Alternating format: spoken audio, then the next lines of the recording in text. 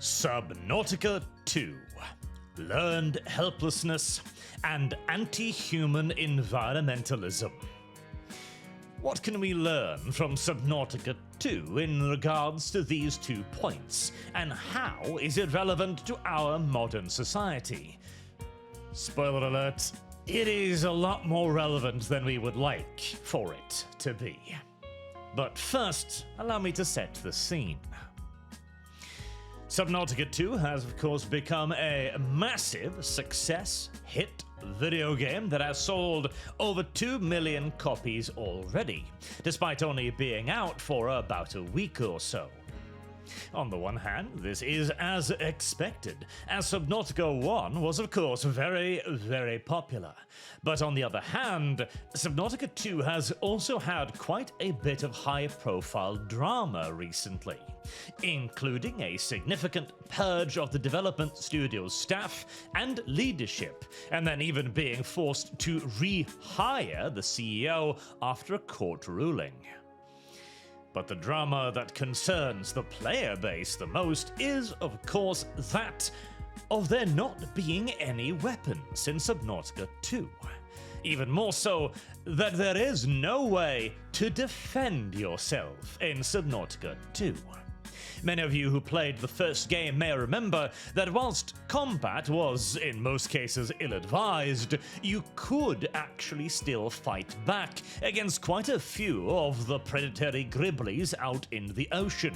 You did have a small knife, and you did have a series of defensive upgrades for certain vehicles, including a stunning electromagnetic field that could eventually overload and kill certain creatures. And you could also just hit some fishies with your transport vehicles as well. There were ways to fight in Subnautica 1. In 2, there are none. Even the knife has been taken away and been replaced by a little safety hammer. Which means that, at the moment, bearing in mind early access, etc., that there doesn't appear to be any real way to kill the predatory creatures that are out there hunting you. This has annoyed a lot of people, and for very good reasons as well, because it simply just feels wrong on every level. You belong to a hyper-advanced space-age civilization, and you have crashed on this planet in a spaceship.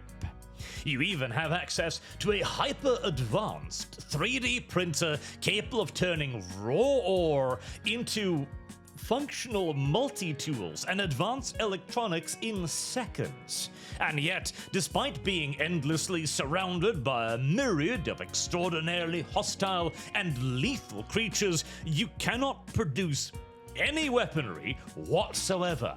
You are not even allowed to improvise something like a sharp rock at the end of a stick. And why are you not allowed to produce any weapons, any knives, any guns, any harpoons? Well, in situations like these, guns are more likely to be used against other people than the wildlife.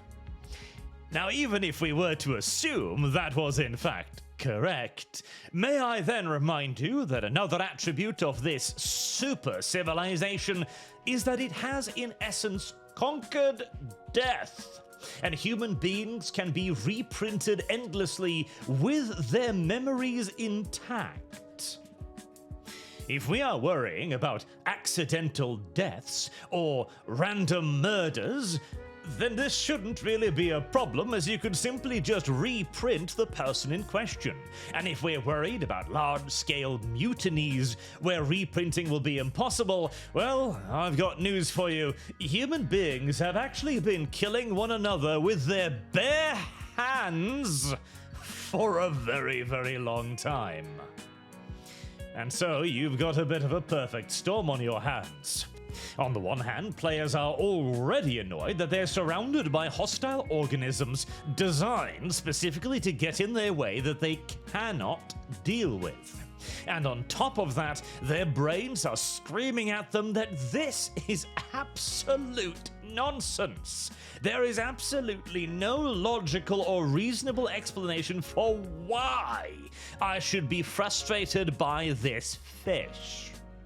And whilst I want to hurry up and move on to the learn helplessness part of this video, and the anti-human environmentalism too, and how this reflects on our modern society, but before that, I want to address the most obvious counter-argument to all of this. Namely that, of course, these are all gameplay design choices, which is partially, albeit not entirely, true. Because there are in fact very good and legitimate reasons for why you would want to not add in offensive weaponry to a horror-focused game experience. I know this very well myself because I'm the kind of guy who will be scared to the point of petrification in a horror game if I have no way of fighting back effectively against the enemy, but the moment you give me a gun or some way to slice open zombies, virtually all of that disappears immediately, no matter how frightening or disgusting looking the enemies might appear. You're simply not going to get me to be very afraid of a zombie so long as I've got a magnum. But in the case of a game like Subnautica 2, first and foremost, I would think that the nature of the game itself would determine the type of horror you're really looking for. You're trying to get that underwater horror, the short vision ranges, the murky water, the strange environments, the fact that this is so very different than walking above the waves on land. That alone should be an excellent horror element. Secondly, the sheer imposing size and alien nature of the creatures, and the fact that you can never quite know what they're doing or thinking should be another main ingredient, rather than being simply just dangers to your health bar, as there is a very careful balance that must be struck here when you want invincible game monsters. On the one hand, you may get the, oh my god, this thing is just, it's too dangerous, it's too big, it's too scary, I have to hide. Or you could end up with the second and far less desirable reaction, oh, whoop-de-doo, the nuisance mechanism is following me around again. Hey, better go hide in a closet or whatever other thing the video game demands that I do so that it will leave me alone for a bit. This too is something that it's exactly my archetype. I will get very into a horror game up until the point where it begins to frustrate me, at which point it is nothing except pixels on a screen to me. But we are not here to debate at length the nuances of horror gameplay. We're here to talk about weapons and learned helplessness. So let us move on to the real reason why there are no guns in Subnautica. Not 1 or 2, although 1 did have a lot more offensive measures. For whilst there are gameplay design arguments, the real reason is a lot more tragic and a lot more human, yet also a fundamentally poor decision, which is in fact proven by the very example given. So, back during the days of Subnautica 1, the question was raised on Steam, what is it with all of this lethal stuff? To which the developer of the game responded with a post that is now rather famous, explaining that during the time that Subnautica 1 was being developed, the Sandy Hook shooting occurred. This was a mass shooting incident in the United States, where a severely mentally ill young man killed his mother and then proceeded to go to the elementary school to kill dozens more. Our developer then continues with the following, quote, "Yet for reasons I cannot understand, our people and the corporations that influence our country want to continue making it easy for people to get, carry, and use pistols, semi-automatic and fully automatic weapons. I've never believed that video game violence creates more real-world violence, but I couldn't just sit by and add more guns to the world either. So, Subnautica is one vote towards a world with less guns, a reminder that there is another way forward, one where we use non-violent and more creative solutions to solve our problems, one where we are not at the top of the food chain." End quote. That, then, appears to be the real core reason why there were no weapons in Subnautica 1 and why there is no killing at all in Subnautica 2. This appears to be a fundamental belief. And it sounds laudable, does it not? One vote for a world with fewer guns, where we can find other ways to handle our problems. Okay.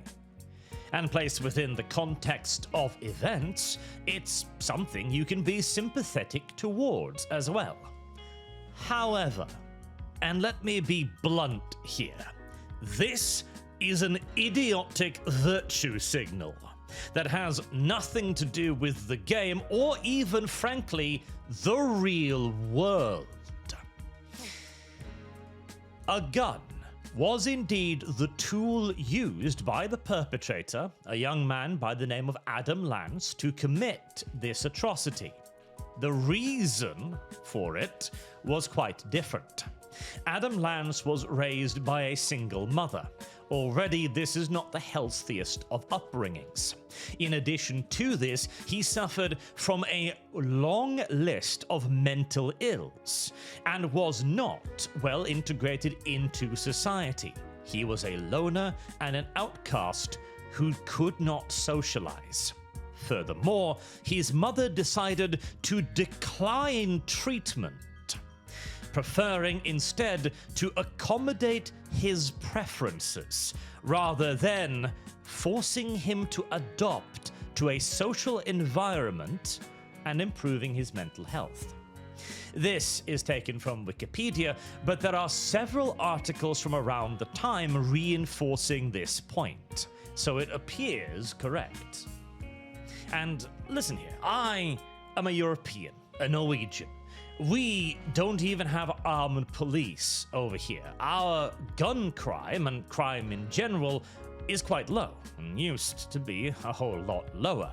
I used to be of the opinion, as many Europeans still are, that America was clearly some kind of crazy country with all of this gun violence. And surely these silly savages would be far better off if somebody would just take their guns away from them. But as was the case with Sandy Hook, and as is the case in our wider society today, violence does not stop because you take the guns away.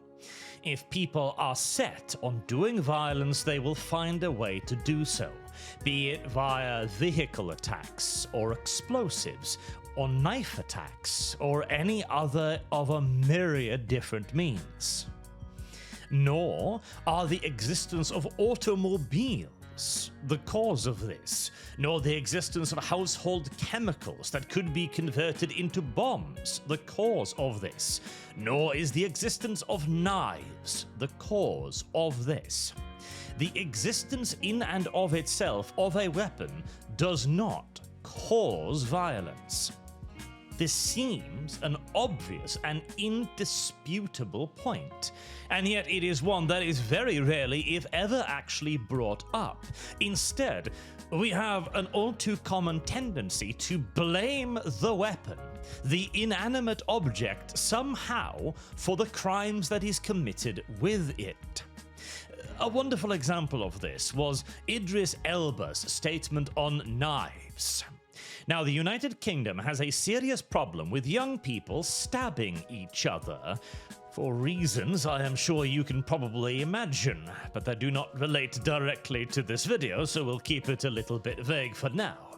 The point is, Idris Elba's rather famous comment on how to fix the knife crime crises was for knives to be blunted, arguing that not all knives needed a sharp point.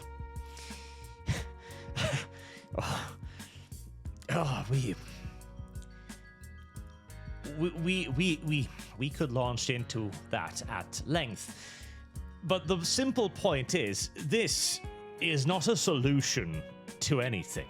Even if you could somehow manage to make a knife that could not be used to kill somebody, the reasons why the young people are stabbing each other would not disappear, and so they would only find some other way to enact violence upon one another instead. And then we would need to try and ban that. How do we clear all of the sticks out of English cities? How do we pick all of the rocks off the streets so they cannot be used to brain others, etc., etc.? And this is perfectly exemplified with Subnautica's reason.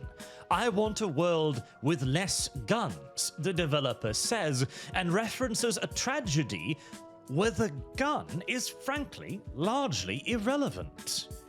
And I know that sounds harsh. We may even be charitable and grant that if the gun was not available, perhaps there would have been fewer casualties. Let's give the developer that. But this young man was ill, and he was not receiving treatment. He was not going to get better. And so the attack would almost certainly still have taken place. And if you will forgive me for being a bit ghoulish here for a moment, the reason why this tragedy occurred was because somebody who was weak, soft, and coddling decided to accommodate the preferences of the mentally ill young man, the villain of the story, instead of forcing him to adopt to society and improving thus in turn his mental health. It is difficult to not see the parallels between this situation and the situation in Subnautica. For, if you will forgive me the verbiage, the monster of Sandy Hook should have been made to exist within human society. He should have been forced to via treatment, and if the treatment could not fix him, he should have been separated from that society. In the exact same way that a space shark should either be forced to coexist with the human settlers, or neutralized so that it cannot kill the human settlers. This is where we finally arrive at the point of the learned helplessness. To summarize this quite simply and quickly, as I've gone on quite a bit of tangents already, learned helplessness is an idea that was discovered during an animal experiment, as this was quite a bit back in the day, where if you tie a dog in a harness and you continuously shock the dog over and over and over and over again, forcing it to live out its life in living hell, with no opportunities whatsoever to ever escape it, they will at some point simply just give up. To the point where even if you later on provide an exit, they will not take it. They have lost hope. They have learned that they are helpless, and that has become their new reality. This now expands a bit more broadly than anything like just guns or Sandy Hook, and into our current culture. We as well have chosen to simply live alongside our problems. We may toss out a flare here and there to distract ourselves from them, like blunting the tips of our knives, for example, but we will not address the core issues here. Which in the case of knife crimes, well, it's literally the origin point of the 13% joke. Yeah. And this is just normal now. It is accepted amongst the highest levels of governments in the world. Sadiq Khan's famous quote, "Terror attacks are part and parcel of living in a major city." Now, in the man's defense, this was said specifically in reference 2, that it is part and parcel of living in a major city that one must be ready for terrorist attacks and do everything in one's power to prevent them, through things like funding security forces and making sure that everyone is aware of what might be suspicious, etc., etc. He is specifically talking about how to prevent the things here, rather than simply accept that they will happen. But this too, of course, is missing the forest for all of the trees.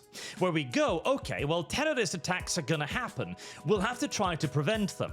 Well, there are certain ways that are far more effective at preventing terrorist attacks than others. And they include not letting people likely to commit terrorist attacks into your country. But this is never even entertained as a solution, nor is crackdowns on cultures that have been proven in the past to be linked, overwhelmingly so, to terrorist activities, or committing crackdowns upon religions that are massively overrepresented in terrorist activities. We can understand that a problem exists, but again, as a society, we are unwilling to take the steps necessary to actually address the root of the issue. Subnautica is the same way. The solution to an angry predator attempting to murder you, well, it's to shoot the predator. It's really that simple. It is a far simpler solution than any that we can provide to our real-world cultural problems. There's a hammerhead fish right outside of your base, constantly trying to destroy your tadpole, because they have apparently been programmed to do just that. The solution to this isn't to prepare for your tadpole to be attacked. It isn't to take measures ensuring that you can rebuild your tadpole once it has been destroyed. The correct measure is to torpedo the hammerhead. There are absolutely amazing audio logs in Subnautica 2 where characters are complaining about being eaten by predators over and over again, seemingly just accepting it as if it's just normal. Sure, the space shark ate me again, but really, it was my fault for not bringing a flare. I am to blame for going into, that region of the ocean without carrying an emergency flare on me. I should have known better. The people in-game have given up on solving their problems, in exactly the same way that we have given up on solving our problems. Indeed, we actively protect the problems themselves. We close our eyes as hard as we can in order to not be reminded of their existence. We will come up with any number of other reasons for why things are happening. We will make up reasons. We will fabricate them out of thin air. We will build entire belief systems and ideologies specifically around the denial of the problems. And when the universe itself makes a mockery of this blatantly idiotic idea, of the sheer lunacy of simply burying our heads in the sand, closing our eyes and going, me, we will double down. It is a level of mental disconnect that is genuinely difficult to understand, and can truly only be explained by having buried oneself so deep into ideology, to have built one's entire world, self-worth, and ego exclusively upon a lie, to the point that to admit that it is a lie would destroy you. This kind of commitment can only be explained by that sort of extreme self-defense mechanism. And that is, of course, precisely what the Subnautica developers have done. After all of the critique of the first game, they doubled down. Subnautica 2 would not be a game about killing. You would not be a conqueror or a colonizer or anything like that. You will live alongside the creatures that inhabit the ocean. You will not be given a choice. You will close your eyes to the obvious solution. You will close your eyes to reality, and you will accept it. We will give you no other choice. Because if we were to give you any other option, our world would collapse. And this too, by the way, is made even more ridiculous, of course, by the very idea that Subnautica devs have come out and said, well, we're never gonna make a shooting part in our game, we're never gonna do combat and violence in our games, even as one of the new core features of Subnautica 2 is fighting underwater cancer, specifically with an anti-cancer underwater gun where you charge it up and you shoot it to destroy little cancer organisms. This is where we come to the anti-human environmentalism part of the story. Now that we have hammered home the learned helplessness thing and how ridiculously well it fits to Subnautica, anti-human environmentalism. This is, to some degree, hopefully, still a very fringe idea that humanity in and of itself is the problem, and that Earth is really the primary beneficiary that we should all strive towards serving. This ideology is how you get people arguing that we should eat one another to stop climate change.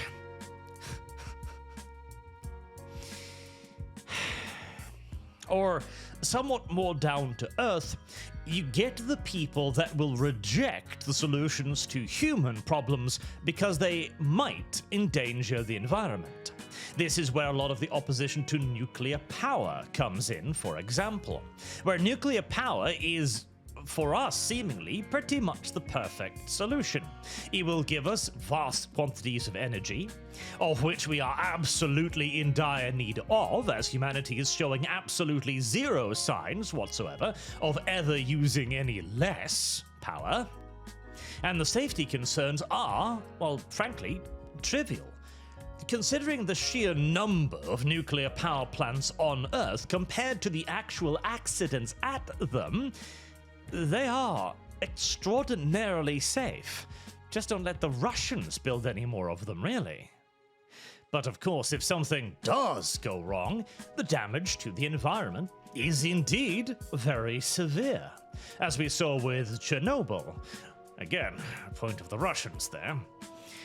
Where, of course, huge areas of land was irradiated.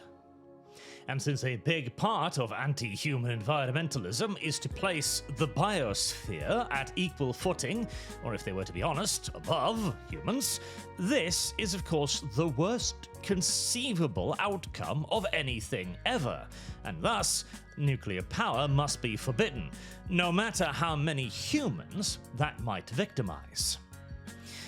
This we see in spades in Subnautica 2.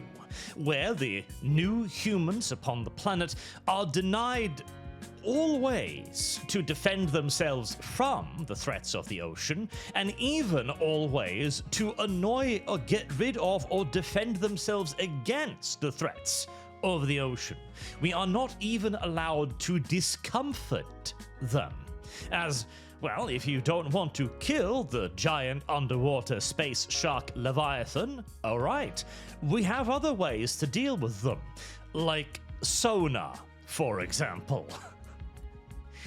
Sonar is actually very nasty underwater. There's a very good reason why submarines don't run with that stuff going hammering away all the time. It kills a lot of underwater creatures.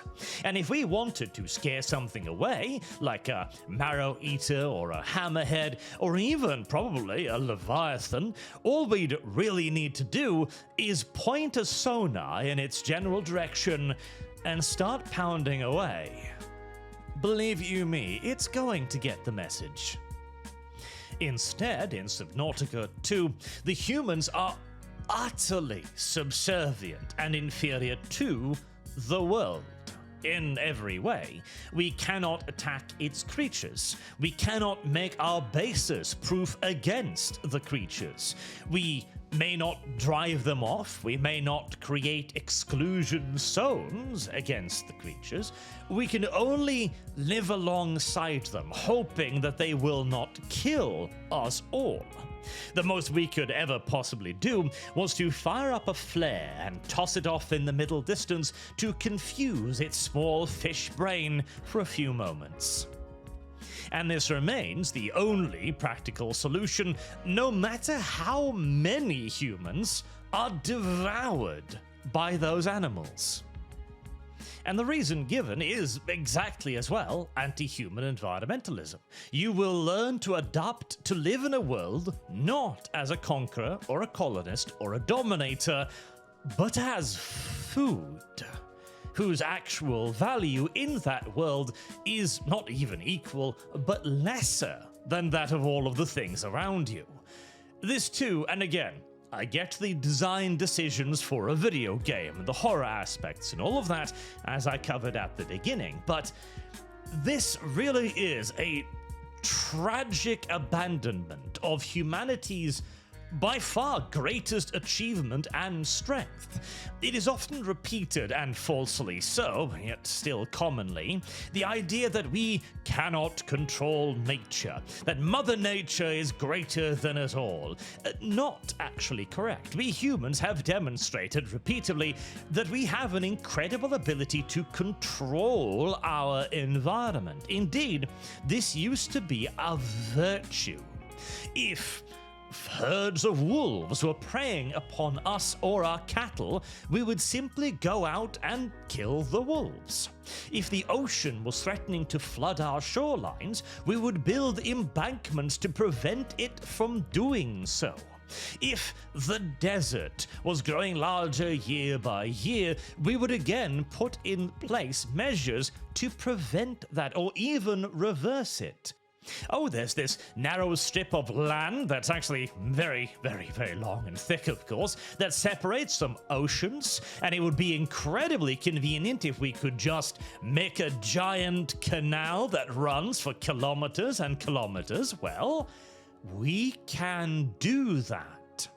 Humanity is actually the master of its environment. And whilst we have not yet figured out how to control every aspect of it, odds are we will eventually be able to do just that. And the only thing preventing us from doing it is our own idiotic brainworms, convincing us that this is somehow immoral or lacking in virtue, when of course it is the exact opposite. We do not exist to serve the planet, because the planet isn't sentient. you can't hurt its feelings.